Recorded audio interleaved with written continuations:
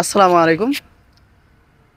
আমি যে জায়গাটিতে বসে আছি, দেখেন, আপনারা দেখলে বুঝতে পারবেন যে আসলে এই জায়গাটিতে এই স্থানে বসে অনেকেই নাটক তৈরি করেছে, আবার কেউ কেউ কন্টেন্ট ক্রিয়েট করেছে।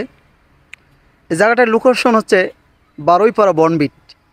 এখানে অনেকে এসে শুটিং করে, যেমন কন্টেন্ট ক্রিয়েটররা অনেকে চিনবেন, কিন্তু আমি তাদের নাম বলতেছি না। বারুইপাড়ায় তাদের বাড়ি আছে, তারা এখানে ভিডিও অনেক বানিয়েছে। তো আমি বলতে চাচ্ছি যে আসলে এই শুটিংয়ের জায়গাগুলোতে এসে সবাই ভিডিও তৈরি করে, কিন্তু ভালো ভিডিও মানুষকে যে দেবে, যে ভিডিওগুলি শিক্ষণীয়, মানুষের গোনা হবে না, পাপ হবে না, সব হবে, যে দেখবে তারও সব হবে এবং যে তৈরি করবে তারও সব হবে, এই ধরনের ভিডিও কেউ বানাতে চায় না। কেউ কে কার সাথে খোঁচা মেরে কথা বলবে, এগুলো ঠিকই সবাই পারে। আসলে আমাদের এসব থেকে বাইর হয়ে আসতে হবে। আমি একটা হাদিস বলতেছি এখানে, অন্য কিছু কিছু বলতে চাই না। তলাবুল ইলমি ফরদাতুন আলা কুল্লি মুসলিমিন, প্রত্যেক মুসলমানের জন্য দিনী শিক্ষা গ্রহণ করা ফরজ। এই দিনী শিক্ষা গ্রহণ করা ফরজ রাসূল সাল্লাল্লাহু আলাইহি সাল্লাম নিজেই বলেছেন।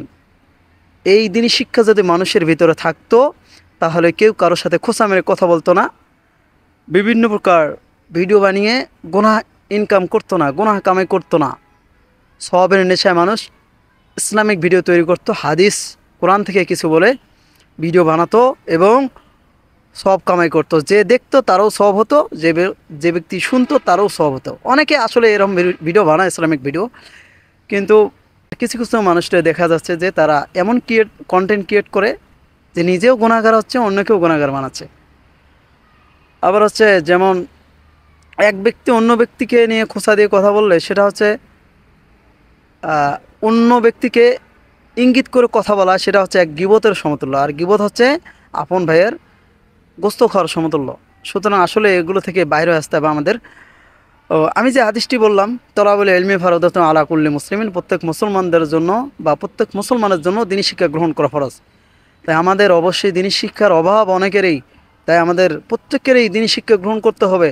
হাদিস, কোরআন এবং সাহিত্য, ইতিহাস, এগুলো ইসলামিক সাহিত্য, ইতিহাস, এগুলো পড়তে হবে। তাহলে আমাদের ভিতরে আল্লাহ তাআলার ভয় আসবে এবং ইসলামিক সব বিষয়ে আমরা জানতে পারবো, এবং কোথায় কি করতে হবে না করতে হবে, কোনটা করলে গোনা হবে, কোনটি করলে গোনা হবে না, কি করলে কোন আদব কায়দা করতে হবে, এসব বিষয়ে আমরা জানতে পারবো। আশা করি আপনারা সকলে বুঝতে পারছেন। ভিডিওটা পারলে শেয়ার করে দেবেন, কারণ এখান থেকে অনেক কন্টেন্ট ক্রিয়েটর যারা আছে তারা শিক্ষা গ্রহণ করতে পারবে।